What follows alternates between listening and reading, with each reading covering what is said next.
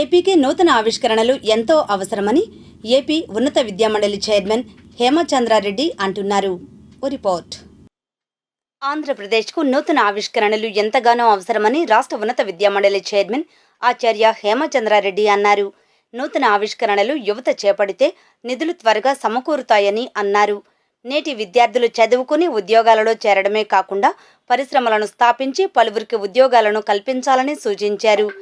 August 31 నూతన ఆవిష్కరణల దినోత్సవాన్ని పురస్కరించుకుని స్థానిక కేఎల్ డీమ్డ్ యూనివర్సిటీలో ఏర్పాటు చేసిన ఆంధ్రప్రదేశ్ ఎంటర్‌ప్రెన్యూర్‌షిప్ సమ్మిట్‌కు ముఖ్య అతిథిగా ఆయన హాజరయ్యారు. ఈ సందర్భంగా వారం రోజుల పాటు అన్ని యూనివర్సిటీలకు నూతన ఆవిష్కరణల వారోత్సవాలు చేయాలని ఆదేశాలను పంపినట్లు తెలిపారు.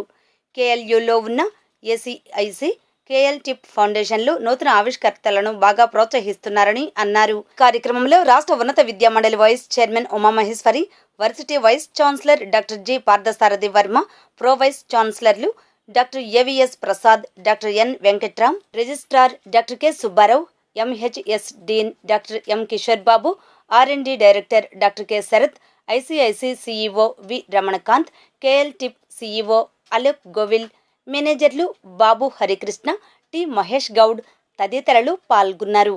ముఖ్య ఉద్దేశం ఏంటంటే విద్యార్థుల్లో ఆ ఇన్నోవేటివ్ కల్చర్ అంటే కొత్త ఆవిష్కరణల వైపుకు విద్యార్థుల్ని మోటివేట్ చేయటం, నడిపించటం అనే ఒక అంశం. రెండోది ఏంటంటే స్వతహాగా బిజినెస్ మెన్గా తయారు కావటం, ఎంటర్‌ప్రెన్యూర్‌లుగా తయారు కావటం, వీళ్ళు జాబుల కోసం ఎత్తుకోకుండా జాబ్ గివర్గా తయారు చేయటం అనేది రెండో ఉద్దేశంగా. ఈ రెండు ఉద్దేశాలతో ఒక సప్తాహం అంటే వారోత్సవాలు మొత్తం కూడా మనం ఈ వారం అంతా కూడా యూనివర్సిటీస్, కాలేజెస్లో జరిపాం.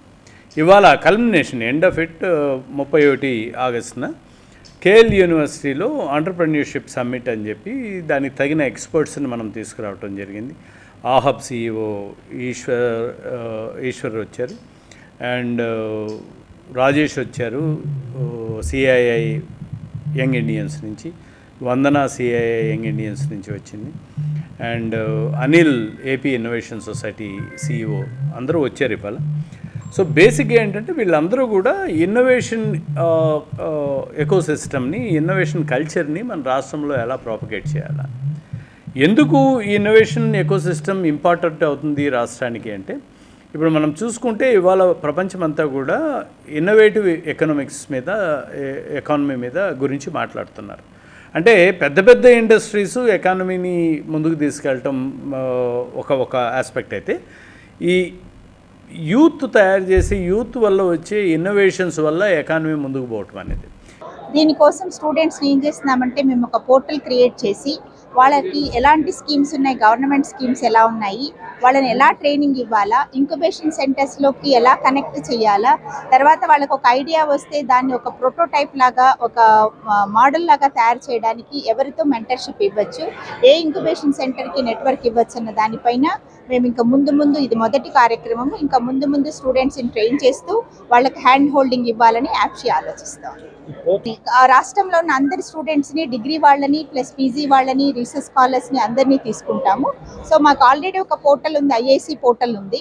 ఆ పోర్టల్లోనే ఇంకా ఎంటర్‌ప్రెన్యూర్‌షిప్ కూడా యాడ్ చేస్తున్నాము. ఆ ఎంటర్‌ప్రెన్యూర్‌షిప్లో వాళ్ళకి కావాల్సిన ఫండింగు, తర్వాత వాళ్ళు ఎక్కడికి వెళ్ళి చేయొచ్చు, ఇన్ఫ్రాస్ట్రక్చర్కి, ఇంక్యుబేషన్ సెంటర్కి ఎలా వెళ్ళొచ్చు, ఇంక్యుబేషన్ సెంటర్స్ ఏపీలో ఎక్కడెక్కడ ఉన్నాయి, ఎలా చేయొచ్చు అన్న దానిపైన మెంటర్స్ని కూడా అరేంజ్ చేస్తున్నాము.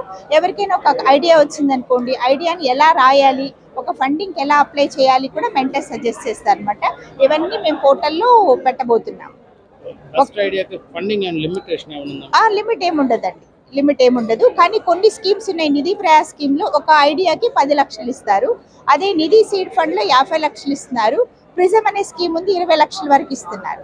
అక్కడ కాకపోతే ఏంటంటే ఐడియా ఎలా ఉండాలి, కమర్షియల్గా ఐడియా సక్సెస్ అవుతుందా లేదా అని ఏ స్కీమ్లో అయినా చూస్తారు. సో దీన్ని రాయడానికి కూడా మేము పిల్లలకి రకరకాలుగా ట్రైనింగ్ ఇవ్వాలనుకుంటున్నాం. అందుకని ఫస్ట్ టైం ఈ ప్రోగ్రామ్ అరేంజ్ చేసాం కేఎల్ యూనివర్సిటీలో. టార్గెట్ అంటే ఎంటర్‌ప్రెన్యూర్స్ని జనరేట్ చేయడం అన్నది స్టూడెంట్స్ పైన ఆధారపడి ఉంటుంది.